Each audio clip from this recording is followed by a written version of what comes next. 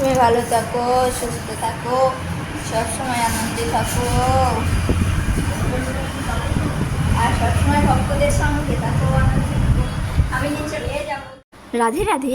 তো মঠের গোপুসোনা আজকে প্রচুর গরম পড়েছে বলে বাইরে বেরিয়েছে। মাতাজি গোপুসোনাকে নিয়ে বাইরে বেরিয়েছে। তো সেই ভিডিওটা পুরো শেয়ার করছি, আপনারা দেখুন আমরা গোপুসোনাকে নিয়ে কত সুন্দর আনন্দ করেছি। তো আমাদের সাথে থাকুন। তো আমাদের আদরের কানাইলালে চ্যানেলে আপনাদেরকে স্বাগত জানাচ্ছি একটা নতুন ভিডিওতে। রাধে রাধে, নিতাই গৌর প্রেমানন্দে, হরি বল। তো মঠে আরতি কীর্তন হয়ে যাওয়ার পরেই গোপুসোনাকে নিয়ে মাতাজি এলেন। আজকে গোপুসোনাকে একটা নতুন ড্রেস কিনে দেওয়া হয়েছে, অর্থাৎ একটা দিদি সোনালি দিদি কিনে দিয়েছে, সেটা পরানো হয়েছে।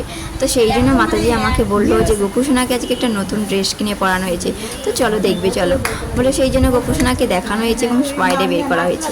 তো তারপর শুরু হয়ে গেল গোপুসোনাকে নিয়ে আমাদেরকে আনন্দ করা, নৃত্য করা। গোপুসোনাকে খুব ভালো লাগছিল।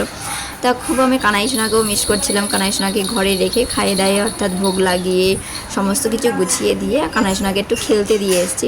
তো মঠে এই জন্যই আনিনি যে রাতে সন্ধ্যা হয়ে গেছে, তার উপরে আমরা তাড়াতাড়ি বাড়ি ফিরে পড়বো। আর যদি গোপুসোনাকে নিয়ে আসি অর্থাৎ আমাদের কানাইসোনাকে নিয়ে আসি তাহলে মাতাজি ছাড়তো না।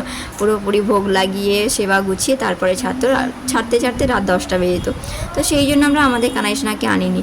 তো এখানে এসে গোপুসোনাকে নিয়ে একটু নৃত্য করলাম, একটু কীর্তন করলাম, গোপুসোনাকে কোলে নিয়ে অনেক আদর করলাম, আর আমার কানাইসোনাকে মিস করলাম। তো সেই ভিডিওটা সঙ্গে শেয়ার করছি, আশা করি দেখতে ভালো লাগবে আপনাদের। অবশ্যই গোপুসোনাকে দেখতেও ভালো লাগবে। তবুও কমেন্ট করে জানাবেন যে আমাদের গোপুসোনাকে কেমন লাগছে। তো রাধে রাধে, নিতাই গৌর প্রেমানন্দে, হরি বল।